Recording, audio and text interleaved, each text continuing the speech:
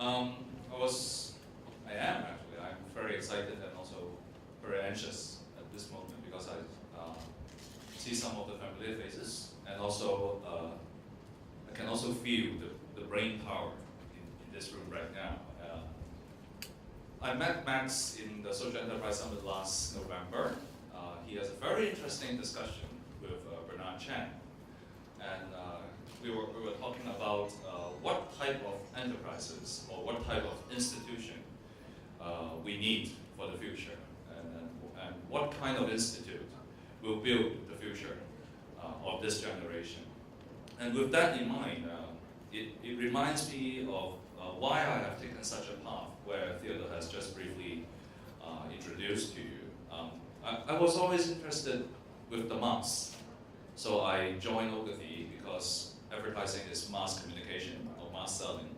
I was an AO for 3 years because it's also mass lobbying. You lobby people for various types of projects.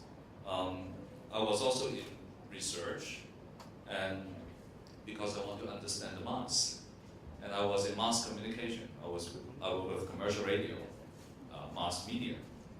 But when you talk about the mass today, it only means one thing. It only means the internet. And just how many people, I think everybody in this room knows how many members Facebook has right now, right? They're closing in with the population of China. And if there's a terrorist attack, the most effective way for terrorists to bomb something and make sure everybody knows is actually to bomb the server of Facebook, or to bomb the specific electricity generator of Facebook, right? The problem is, if you bomb Facebook, people just didn't know how to communicate because they're using Facebook to communicate with each other, right? So this is the new world with new behavior. We have a world beyond this present world. We have a world beyond what we see. It's actually kind of like the movie Matrix promised many years ago. So let me bring us back to what I experienced in Boston. Because in February, a few months ago, I went to Boston, I went to Harvard to speak to a group of really bright people, really experienced people who has worked on social innovation and social enterprise for many, many years. And before I go into the social enterprise conference in Harvard, they have held it for 15 years now. I went to this place. Does anybody know this place?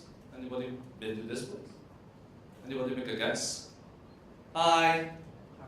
Hi. Hi. This is the Harvard Innovation Lab. This is the Harvard Innovation Lab, short form HI. They intentionally make it like in a square because it reminds you of the periodic table. So it reminds you of the periodic table. The Harvard Innovation Lab is something never happened in Harvard before. Never happened in Harvard before. Because as you know, anybody graduate from Harvard here? Good, good, good. Then I can say something really true about, about Harvard graduates. Even Harvard graduates would say that they are really snobbish and arrogant people. All right? So all faculty, every single faculty of Harvard, never cooperate with the other faculty. And the Social Enterprise Conference of Harvard is the only conference at that school where you have the Kennedy School work together with the Harvard Business School. Two of the most snobbish schools in the world. But they are willing to cooperate on the ground to foster social innovation, to groom social enterprise. That's the only time that these two schools, that these two faculties are willing to cooperate with each other. And of course, the head of Harvard, the management of Harvard is so surprised about that. How come the Kennedy School would ever want to cooperate with another school? How come the graduates of HBS are so willing to work with the students, with the alumni of the Kennedy School? So with that in mind, the management of Harvard come up with the Harvard Innovation Lab, the HI. The Harvard Innovation Lab is the only institute at Harvard where the board of directors of the Harvard Innovation Lab have almost all the faculty heads. All the faculty heads are the board of directors of the Harvard Innovation Labs, except one. They told me except one, the dentist school. I don't understand, but even the medical school, they joined the Harvard Innovation Lab, the engineering, the Kennedy School, and the business school are all part of the board of the Harvard Innovation Lab. And it's the only institute work directly with the management, with all the faculty heads, except the dentist school, that they want to co-create together. They want the doctors work with the engineers, work with the computer engineers, work with the social entrepreneurs, work with their art faculties, they want to work with artists, and they want to bring in all the experts in Harvard to create new enterprises. Not enterprises for profit, but social enterprises. So that's the aim of the Harvard Innovation Lab. That's a very strange institute within the Harvard campus. So anyone wants to see what's inside? Anyone wants to see what's inside? When I arrived, actually Boston has, they said once in a century snowstorm. I was living in Canada about 15 years ago. I used to see snowfalls like this. And over that 2 days in Boston, I see snowfalls like this. Just horizontal, in my face. Anyway, I was so glad when I walked into the Harvard Innovation Lab. This is the entrance of the Harvard Innovation Lab. They have some interesting sculpture, art pieces. And they also have a very interesting room, the material lab. They have a material lab at the Harvard Innovation Lab, where you can actually work on different types of IC and work on different types of materials, plastic, and inventions. They can put different types of inventions together. It's actually quite loud with all the saw and everything, all the tools and equipment. So they make it soundproof as well. So they have a soundproof material lab in the Harvard Innovation Lab. In order to make everything mobile, they also have this yellow cage with wheels at the bottom. So each team or each startup will have their own material cart. They can put all the machineries, all the electronics, materials, and all that in that cart, so that this can also be the conference table while they play with different types of inventions. So it's quite interesting. These are the most frequently used table, desk, and the most frequently used room inside the Harvard Innovation Lab. Anybody know what is this? Anybody know what's the picture on the right? Anybody can guess? What's the room for? Make a guess? The trampoline is on the left, but I'm saying that the room on the right, the most frequently used room, this one. This one. Anyone else? Anyone else? It's the Xbox room. Thank you. Your answer? Yeah. That's you are an Xbox fan? I don't play on a console. Oh, all right, okay. But you know it's an Xbox room. The Xbox room is actually more frequently used than any meeting rooms in the Harvard Innovation Lab. And who said treadmills? Somebody said treadmills. You said treadmills, right? They don't call this treadmills. They call this the workstation. They actually have a desktop connected to a treadmills. So you can actually run and type and communicate and Skype at the same time. Very interesting, very interesting. And so this is the Harvard Innovation Lab, okay? And before I go on and talk about social investment and also social entrepreneurship, I would like to share with you one of the research I have done when I was studying in Cambridge. That was in 2001. My research topic is creativity for the professional. I studied the thinking patterns of lawyers, doctors, accountants. I don't study at creative accounting, but I research on how accountants can think creatively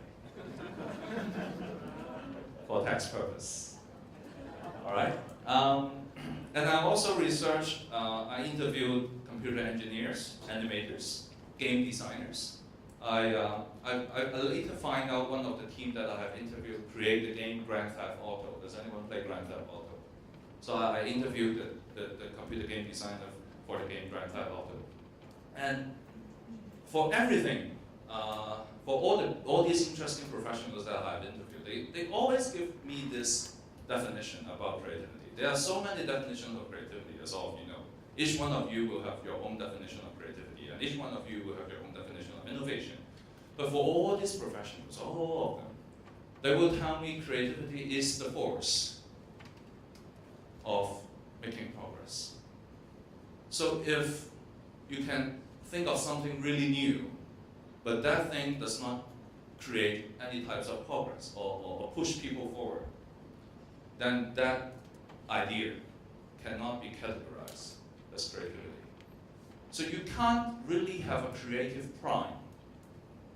You cannot really have a creative murder, because it's destroying, eliminating by nature.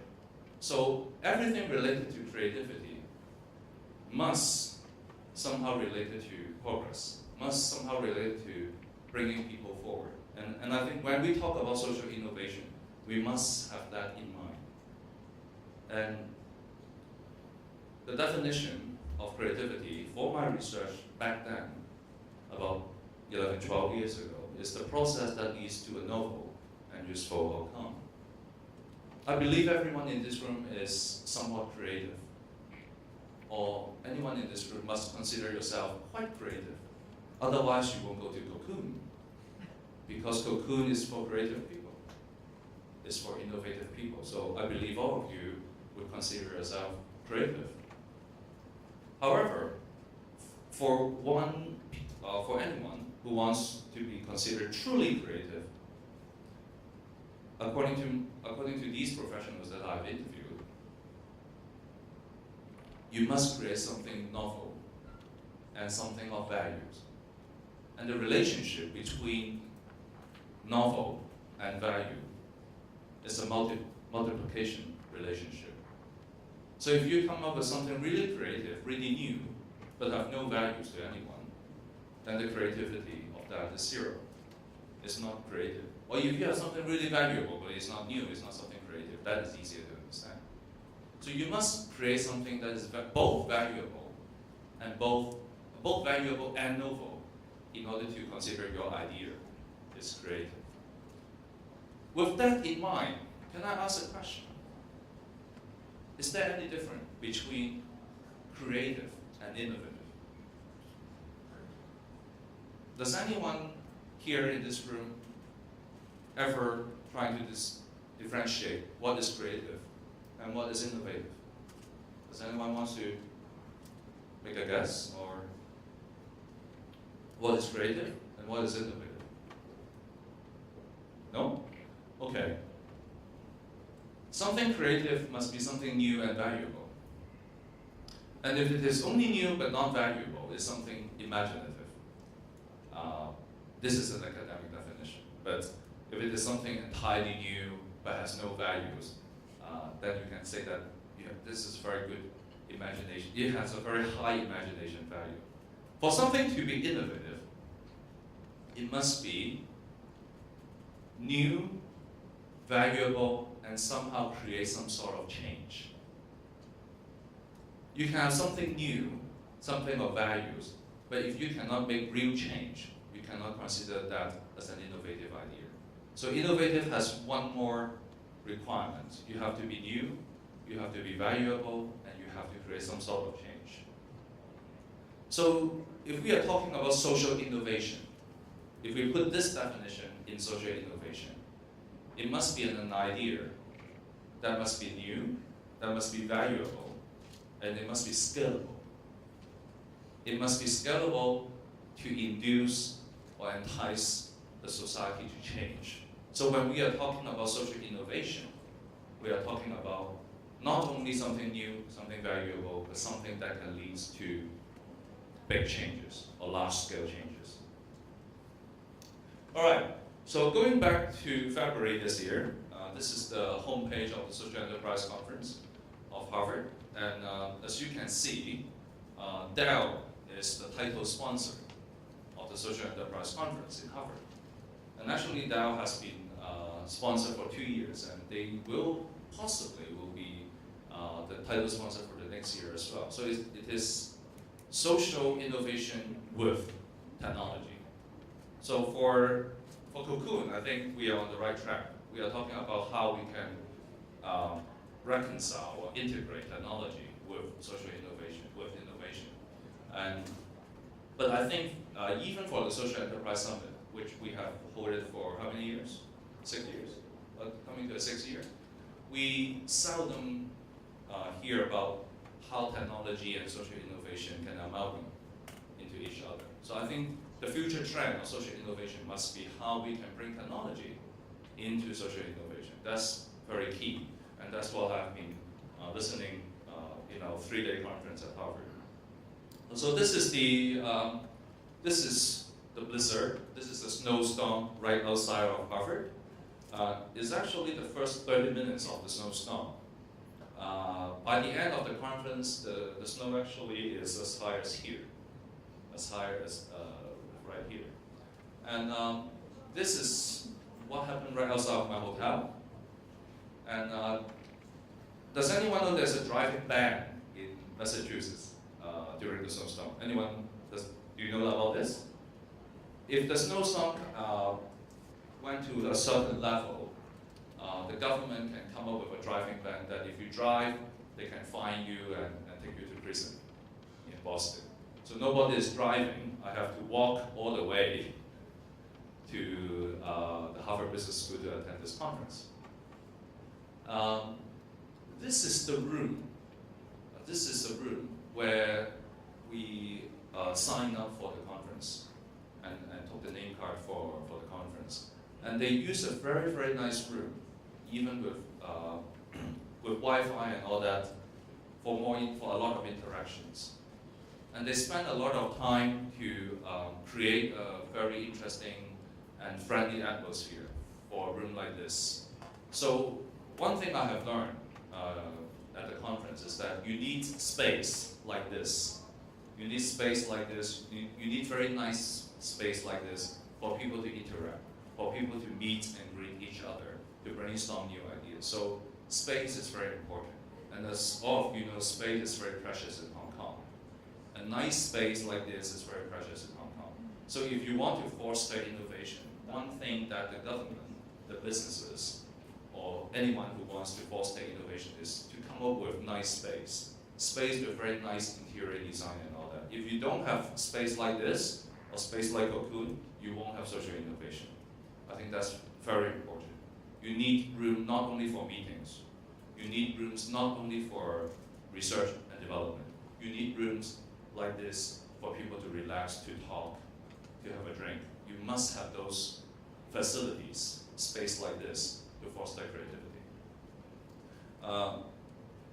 For the Social Enterprise Conference at Harvard, of course, they have this keynote speech with a very big screen and all that. And they also have breakout rooms for group discussion. But more interestingly, they also have group discussion like this, where you bring the people together and surrounded by the audience. I think it will be interesting if the speakers are not speaking behind the podium like this.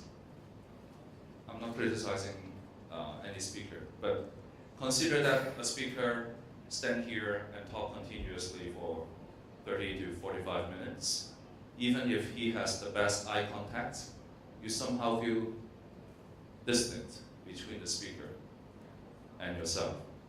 What Harvard has done is that when they organize a conference, and I think CoCoon can obviously do something like that, they bring the podium right here. They bring the podium right here and have the people, the audience, surrounded the speaker so that he has to answer questions from all directions, not one direction.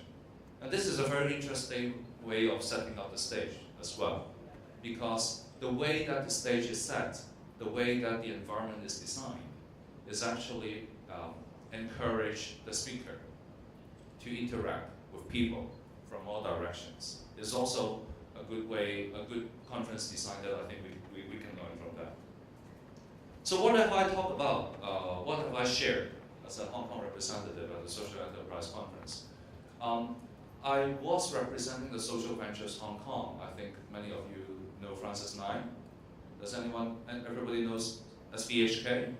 Does anyone heard about SVHK? A lot of people have heard about SVHK. The founder of SVHK is Francis. He went to the North Pole Marathon last week. And I was representing SVHK to speak at the Harvard Social Enterprise Conference. Sorry. And this is one of the few slides that I presented. We talked about different types of social innovation. This slide wants to explain to you the type of social innovation we have in Hong Kong. In the US, a lot of the social enterprises are technology-driven or capital-driven. I think that's because of the VC culture in the States.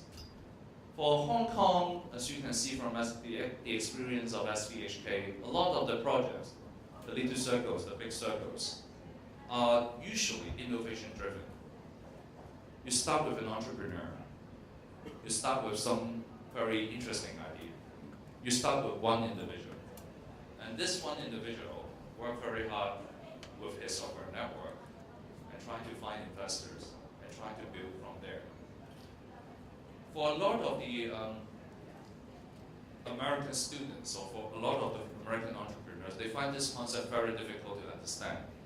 They find this Hong Kong way of doing social innovation very time-consuming, very tiring, because it's only one single individual, and that single individual trying to complete everything by himself or herself.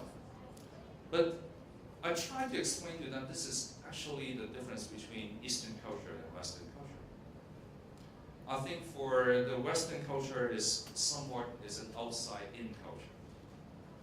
You work with the outside, you work with a big group of people.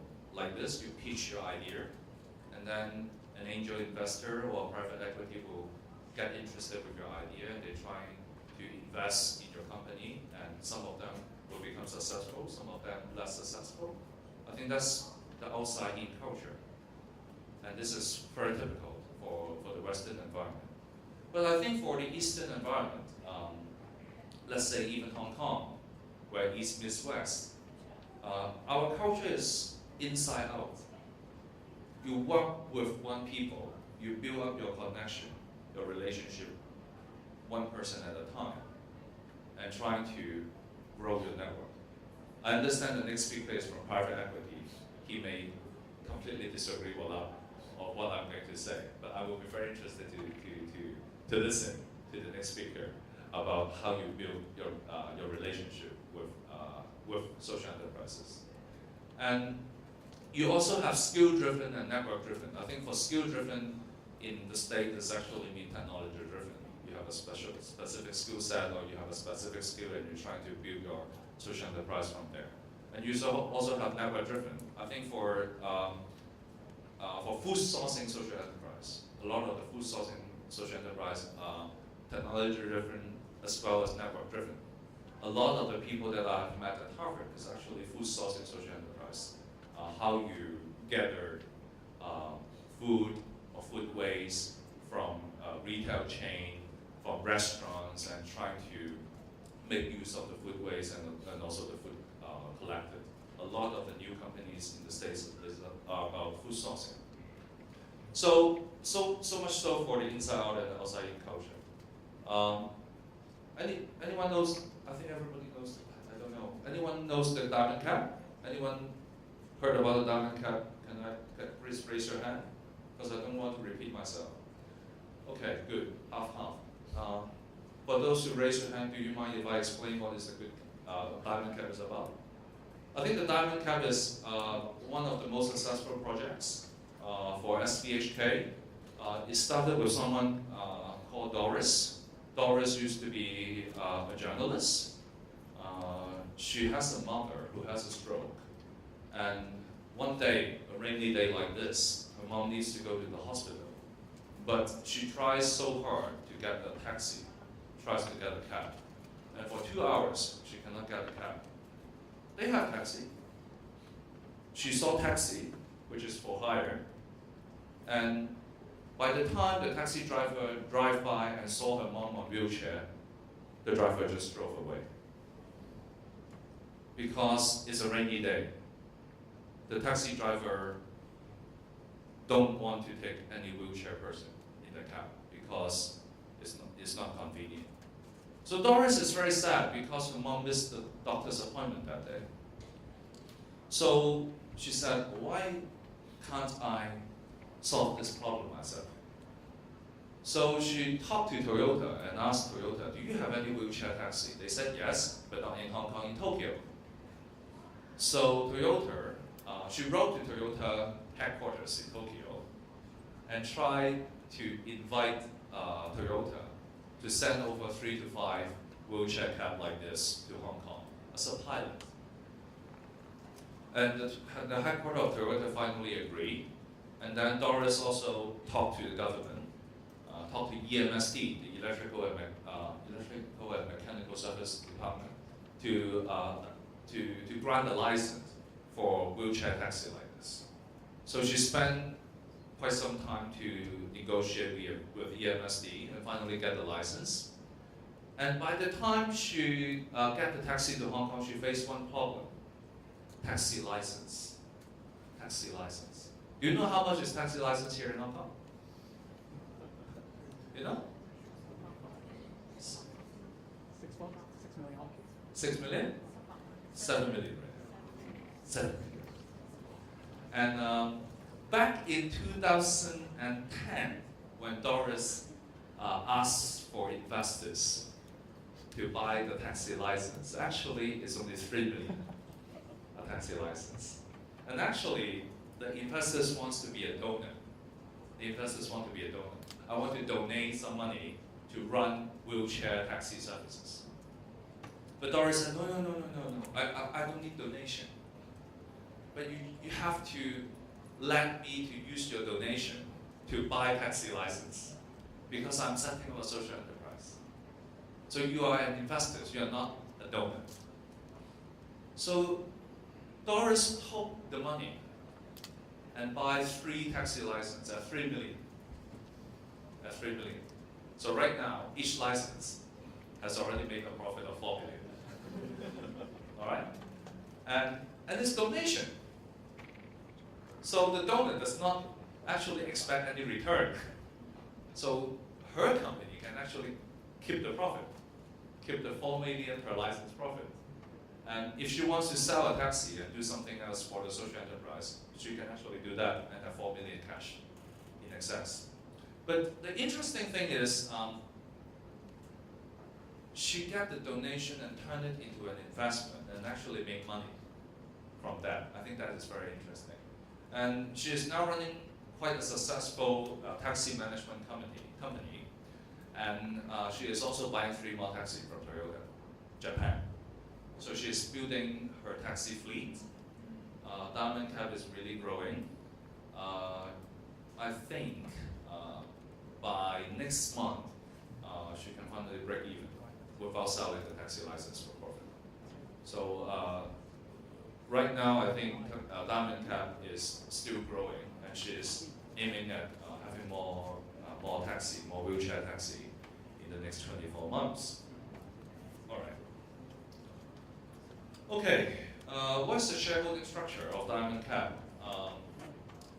Interestingly, I would like to say the Diamond Cab actually have a very powerful and experienced chairperson, the managing partner from McKinsey & Company in Hong Kong. Actually, he is the brain behind Doris in setting up the Diamond Cab. And the whole idea as I have told you before, is that you have people who would like to donate some money to run wheelchair taxi, who doesn't want to have a return. In case you didn't know, the Hong Kong Jockey Club actually runs wheelchair minibus and wheelchair taxi services. But it's very difficult for Hong Kong Jockey Club to run a taxi management company, as you can imagine. They can actually buy the taxi, hire some drivers, and run their own fleets, run their own wheelchair minibus fleet and all that. But it is quite unimaginable for Hong Kong Jockey Club to actually bid for taxi license and run a taxi management company. And this is where social enterprise and social innovation kicked in, is that you come up with something really new where the government or the NGOs cannot do, and you use the market mechanism to run the service to fulfill some social missions. And I think that's what social innovation is about. You pick up something where a lot of the stakeholders cannot do, and you do it with a completely new approach. And from the shareholding approach, from writing to Toyota Japan, to getting the license, you can see actually the entrepreneur, the Doris that I have mentioned, is actually use her own power, a one-woman band, to build up her company. Is what I call, or what I meant by Inside Out. All right. So this is the last two slides that I want to share. My apology, it's in Chinese. I share this with a lot of the social entrepreneurs in Taiwan, Singapore, and also in mainland. But what I want to say is, if you want to foster social innovation, you have to look at it from three dimensions. At the bottom of the idea is your subjective wish, your personal desire. For Doris, her personal wish, her personal desire is to take her mom to the hospital. That's her drive. That's her drive of setting up Diamond Cab. You start out with that, and you consider the external influence and the internal influence. The external influence is, what's the taxi market like in Hong Kong? And also, what is the regulatory environment like in Hong Kong? The internal influence, the internal influence is, you have to understand the driver. You have to understand how long each driver run their shift. So you have to understand the taxi drivers and also the taxi owners before you start off your social enterprises. And you also have to look at it from an open questions or closed questions point of view. That's the third dimensions. Are you dealing, what kind of problems are you dealing with? For Doris, her question is quite simple. How can I take my mom to the hospital, right? How can I take my mom to the hospital is actually an open question. There are many, many different ways to take her mom to the hospital. But she also have a lot of closed questions to solve. How can I get a taxi license? How can I get a taxi license for a vehicle that was never appeared in Hong Kong? A wheelchair taxi like this was never used in Hong Kong before. So there are specific closed questions that she needs to solve too. So for all social entrepreneurs, for any type of social investment, you must categorize your problems into open-end questions and closed-end questions. You must know the external impact or the external influence and the internal influence in order to scale your idea into something that can make real social change. And I think going back to my academic research back in 10 years ago, there is actually 3 types of creativity. And for your investment to be scalable, for your idea to be scalable, for your social enterprise to continue to grow, you must be able to use your personal creativity in the academic world, they call it the P creativity, your personal creativity. Everybody has P creativity. A new way to cook, a new gift for your boyfriend or your girlfriend is your personal creativity. But you must be able to break away from your personal creativity to field creativity. What do I mean by field creativity? Something new in that particular field. By field, it could mean a particular business sector. You can bring in something new from technology, from the technological world to the retail world, like food sourcing. That's what we call field creativity. You can bring in wheelchair cab or wheelchair taxi from Japan to Hong Kong. That's also field creativity. Okay? For social innovation, the most important point is you can scale your personal creativity to field creativity, and ultimately you achieve H creativity, historical creativity. By historical creativity is that you will do something new that can never happen in human history. Okay, we all know about H creativity. Einstein has H creativity. Darwin has H creativity. Steve Jobs has H creativity. He is doing something, not only he himself thinks is creative, not only the field he is experiencing finding creative, but also the world in human history find that idea is very creative. So for social innovation, or if you are coming up with something which is innovative in a social sense, you would have to think about what is the field creativity, how can I impact my field, but also how can I impact human history. So if you want your social enterprise to be successful, it's quite a big task to do that. Finally, I want to end up with a very complicated graph, a very complicated chart. Anybody knows Nonaka's Socail model, the Socail models of creativity? Has anyone heard about that? No? Good. I think my last slide wants to show that if you want to work from your personal creativity to field creativity to historical creativity, you have to be experienced in 4 types of skill. You have to be experienced in 4 types of skill. First of all, you have to have combination skill. By combination skill is that you can see the connection between one idea and another. You can combine ideas. If you want to be a successful social entrepreneur, you will have to have good combination skills. You can create connections between one thing and another. And you also can combine, after you can combine your different types of experience. Some of you might from the business sectors, some of you might come from the arts sector, some of them might come from the education sector. But if you want to become a successful social entrepreneur, you can somehow connect yourself, or you can somehow combine your skills with a completely different set of skills. So this is what I call combination skill. And then after combination skill, you also need to have internalization skill. That's why I keep changing jobs. That's why I keep changing jobs.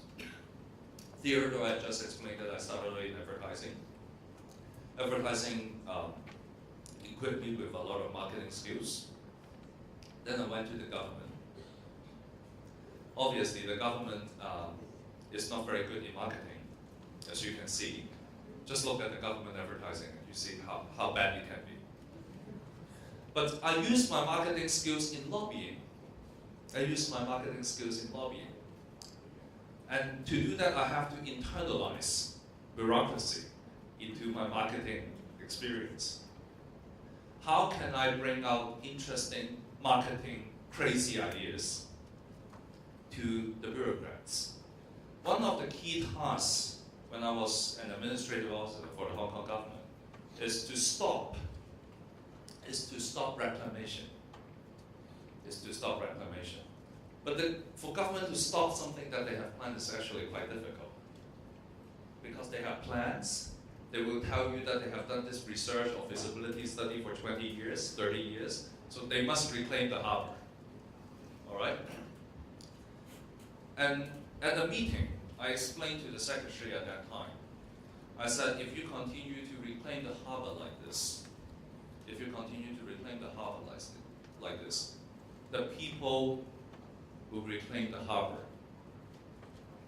in a way that you don't want to see. By that I mean actually people will go on the street and say that you should not reclaim the harbor because the people claim the harbor. So actually I use jargons and lingos, I use the language that bureaucrats will understand and explain marketing concepts to them. So this is what I meant by internalization. But you also have to have socialization skills. I think everybody here is very good at socializing, and I don't need to dwell too much on that. But after you have internalized different types of skill, after you have combined them, can you explain it to other people? Can you explain your new ideas to others? Can you motivate them? That's the socialization skill.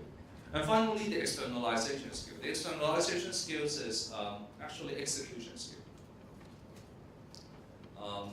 If I use Doris as the example again, how she can actually wrote to Toyota Japan and convince the headquarters of Toyota Japan to ship over the taxi to Hong Kong is externalization skill. As you know, Japanese companies is quite hard to convince to ship some of the products outside of Japan. So this is part of the externalization skills. How Doris can explain to the government that wheelchair taxi can run by a taxi management company is actually quite sophisticated externalization skills. So after you have explained your ideas, after you have executed your ideas, how can you combine your experience in social innovation with another field and grow your company, grow to different sectors, or even grow to different geographical areas? You complete the circle in a way that you use your externalization skills, do combination skills, you combine more people, more stakeholders, and that's how you can use your personal idea to build a team, to build an organization, and then build a new society. I think this might be a little bit too abstract, even for me. So I hope you can bear with me, and thank you so much for your time. I just saw that my time is up, or we can have 2 minutes, or 1 minute, or 2 minutes. Okay, 1 or 2 minutes for questions, if you have any questions. Thank you.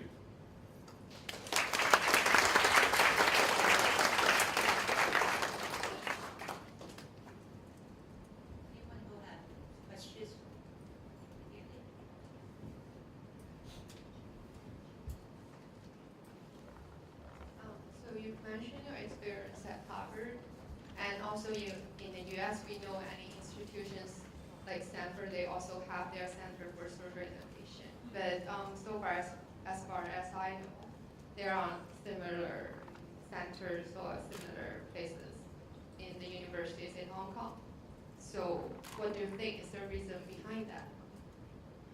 You mean why Hong Kong cannot become, or why Hong Kong? Like why the universities in Hong Kong, they can't have similar places where they support students? All right.